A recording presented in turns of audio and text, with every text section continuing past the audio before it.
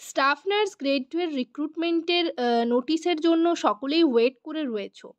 তো এরকমই একটা স্টাফ নার্স গ্রেড 2 এর রিক্রুটমেন্ট নোটিশ পাবলিশড হয়েছে। তো সেই নোটিশটা নিয়ে আজকের ভিডিওতে তোমাদের সাথে ডিসকাস করব। তো চলো নোটিশটা দেখা যাক।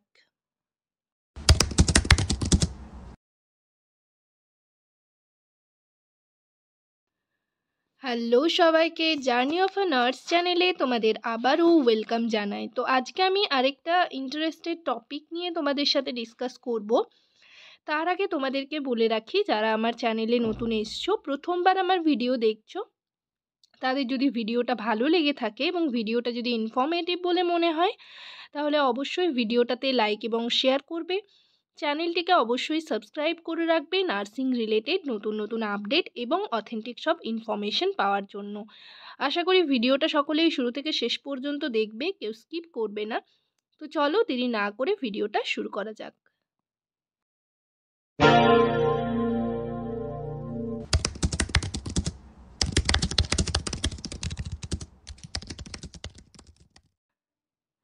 তো স্বাস্থ্য ভবন থেকে WBHRB স্টাফ নার্স গ্রেড 2 এর রিক্রুটমেন্টের একটা নোটিশ পাবলিশ করা হয়েছে, একটা অর্ডার রয়েছে। নোটিশটা তোমরা হচ্ছে অফিসিয়াল ওয়েবসাইটে যদি ভিজিট করো তো সেখানে কিন্তু নোটিশটা পেয়ে যাবে। এখানে কিন্তু দেখো, নোটিশটা তোমরা অনেকেই হয়তো বা দেখেছো বা অনেকেরই এখনও দেখা হয়নি, অনেকেরই অজানা রয়েছে। তো সকলকে জানানোর জন্যই, ইনফরমেশন দেওয়ার জন্যই আমি তোমাদের সাথে নোটিশটা নিয়ে ডিসকাস করব। দেখো, এটা হচ্ছে গভর্নমেন্ট অফ ওয়েস্ট বেঙ্গল যেরকম স্টাফ নার্স গ্রেড 2 এর রিক্রুটমেন্টের অর্ডার বের হয় সেরকমই কিন্তু বেরিয়েছে। বাঁ দিকে দেখো মেমো নাম্বার দেওয়া রয়েছে এবং ডান দিকে ডেট দেওয়া রয়েছে। নোটিশের পাবলিশিং ডেট রয়েছে 5/2/2025। ঠিক আছে, তো এখানে একজনের মাত্র নাম রয়েছে। যেরকম প্যানেল লিস্ট বের হয়, মানে সেকেন্ড যে ওয়েটিং লিস্টে যারা ছিল তাদের যেরকম বেরিয়েছিল, বা হচ্ছে তোমরা লাস্ট যে প্যানেল লিস্ট সেটা যদি দেখো, তো সেরকমই একটা নোটিশ পাবলিশ হয়েছে, একজনের সেখানে নাম রয়েছে। এটা কিন্তু স্টাফ নার্স গ্রেড 2 এর রিক্রুটমেন্টের নোটিশ। ঠিক আছে, সমস্ত কিছু নোটিশে বলা রয়েছে, তবে নাম রয়েছে একজন, যেটা হচ্ছে পূজা রয়।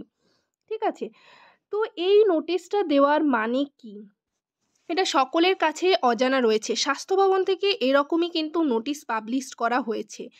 সেই রিক্রুটমেন্ট নোটিশ লাস্ট বেরিয়েছিল 2022-এ এবং জয়েন করানো হয়েছিল 2023-এর শেষে, সেপ্টেম্বরে। তো তারপর আর কোনো কিন্তু রিক্রুটমেন্ট বেরোয়নি এবং পরে যে ওয়েটিং লিস্ট থেকে কয়েকজনের নাম পাবলিশড হয়েছিল, তো তারপর এই রকমভাবে একজনের নাম বের করার মানে কি কারোরই কিন্তু কোনো জানা নেই। কোনো রকম ইন্টারভিউ ছাড়া বা কোনো রকম প্যানেল লিস্ট, মানে আগের প্যানেল ছেড়ে এই যে এই রকমভাবে প্যানেল লিস্ট বের করার মানেটা কি, সেটা সকলের কাছেই অজানা। তো এখানে তোমরা দেখো, প্রথমেই নেম রয়েছে পূজা রয়, নেক্সট রয়েছে রেজিস্ট্রেশন নাম্বার, তারপর রয়েছে ফাদার্স নেম অ্যান্ড অ্যাড্রেস। ঠিক আছে, অ্যাড্রেসটা তোমরা দেখলেই বুঝতে পারবে। অরুণাচল প্রদেশ, স্টেট রয়েছে Arunachal Pradesh, caste SC, place of posting MGN government medical college and hospital কুচবিহারে প্লেস অফ পোস্টিং দেওয়া রয়েছে। সমস্ত কিছুই দেওয়া রয়েছে, কিন্তু এটা কিভাবে নেওয়া হলো, কেন একজনকেই নেওয়া হলো এবং কোনো রকম কোনো রিক্রুটমেন্ট ছাড়াই কোনো ইন্টারভিউ হয়েছে কিনা আদৌ, সেটাও কিন্তু কারোর কিছু জানা নেই। তো এই রকমভাবে একজন ক্যান্ডিডেটের নেম বের করার মানে কি? ঠিক আছে, আমরা এতদিন ধরে জেনে আসতাম, মানে আমার পার্সোনালি জানা ছিল যে এই একটা প্রফেশন যেটা হচ্ছে নার্সিং প্রফেশন, এই প্রফেশনেই কিন্তু কোনো রকম মানে অন্যান্য প্রফেশনে তোমরা যেরকম দেখবে যে এরকমভাবে অনেক লিস্ট পাবলিশড হয়ে যায়। ঠিক আছে, টাকার বিনিময়ে বলো বা যাই হোক, যাদের অনেক মানে উপরের লোকজনের সাথে জানাশোনা রয়েছে, তো সেরকমভাবে অন্যান্য প্রফেশনে এইগুলো হতেই থাকে। বাট শুধুমাত্র নার্সিং প্রফেশনটাই ছিল যেখানে কিন্তু এই রকম কোনো কারবার হতো না।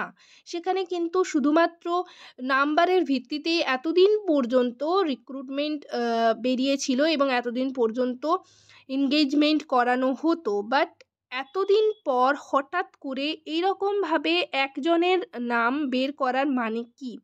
যদি এইরকম স্বাস্থ্য ভবনে মানে এইরকম লিস্ট পাবলিশড হতে থাকে তাহলে তো তোমাদের আরও মানে তোমরা যারা ওয়েট করে রয়েছো এতদিন পর্যন্ত এতদিন ধরে যে সেই লাস্ট রিক্রুটমেন্ট 2022-এ বেরিয়েছিল তাহলে তাদের কি হবে? এরকমভাবে যদি রিক্রুটমেন্ট নোটিশ বের করা হয়, জয়েন করানো হয় তাহলে তাদের কি হবে? যারা এতদিন ধরে ওয়েট করে রয়েছে, প্রচুর ক্যান্ডিডেট রয়েছে। তাহলে তাদের কি অবস্থা হবে? তো যাই হোক, এই যে যার নাম রয়েছে তার জয়েনিং ডেট রয়েছে 15/2। এখানে তোমরা দেখতে পাচ্ছ এই যে এখানে জয়েনিং ডেট রয়েছে এবং জয়েনিংয়ের সময় যা যা করণীয় সব কিছুই এখানে লেখা রয়েছে।